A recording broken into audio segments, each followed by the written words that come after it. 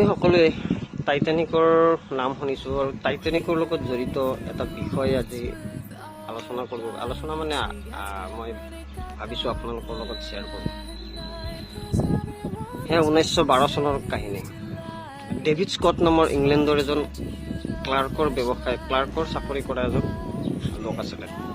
তেওঁৰ পৰিয়ালত আপোনাৰ 5জন ল'ৰা ছোৱালী আৰু তেওঁৰ ৱাইফ আৰু তেওঁ টোটেল 7জন।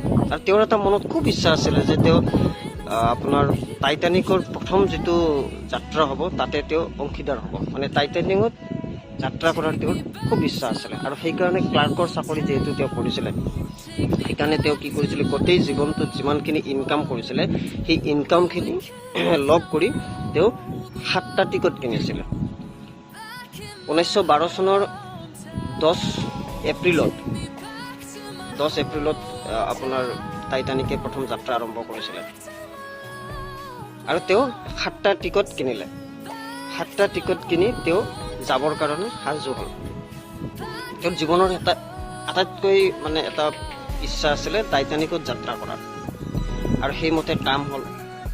ঠিক যেতিয়া তেওঁ টিকট কিনিলে, চব ঠিক হৈ গ'ল, 5-6 দিনমান থাকোঁতে তেওঁৰ ঘৰত এটা কুকুৰ আছিলে, আৰু সেই কুকুৰটোৱে তেওঁৰ এটা সন্তান, ল'ৰা এটাক কামুৰিলে।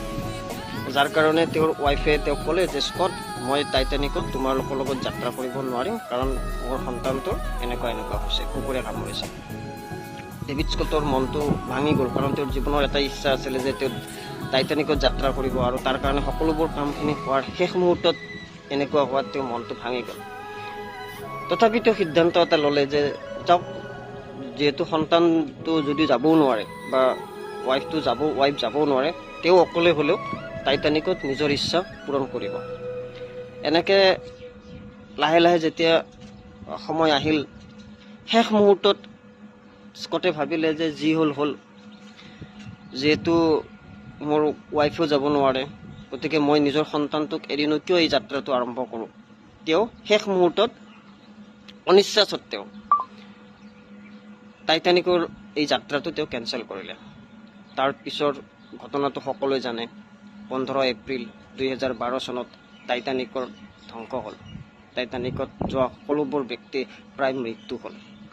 এই যে 5 দিন বা এই 10 দিন যিটো কুকুৰে সন্তানটোক কামুৰিছিলে, যাক গালি পাৰি আছিলে, আজি ডেভিড স্কটে গৈ সেই কুকুৰটোক সাৱটি ধৰি কৈছিলে যে সেই কুকুৰটোৱে মোৰ জীৱনটো বচালে। অৰ্থাৎ এই ষ্টৰিটোৰ পৰা আমি এটা কথা ভাবিব পাৰোঁ যে আমাৰ জীৱনত যিবিলাক ঘটনা হয়, সেই ঘটনাবিলাক আমাৰ ভালৰ কাৰণে হয়, আমাৰ মংগলৰ কাৰণে হয়।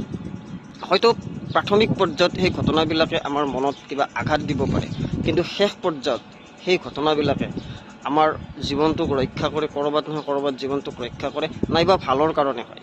সেইকাৰণে হয়তো এটা কথা কোৱা যে ভগৱানে যি কৰে আমাৰ মংগলৰ কাৰণে কৰে। Thank U.